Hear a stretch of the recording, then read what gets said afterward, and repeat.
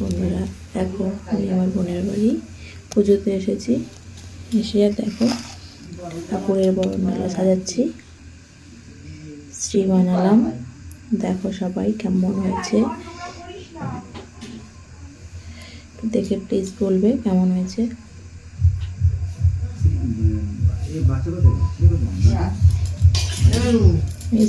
এটা তোমাদের সঙ্গে শেয়ার করলাম।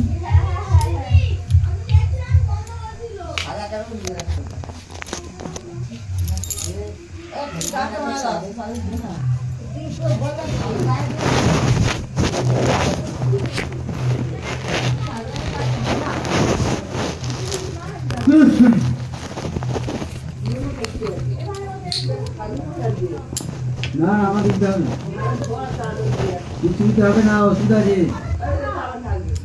কিছু দিতে হবে না। আমরা চাল সামলাবো না, আমার কাজ সামলাবো, দেবেন একটুখানি সব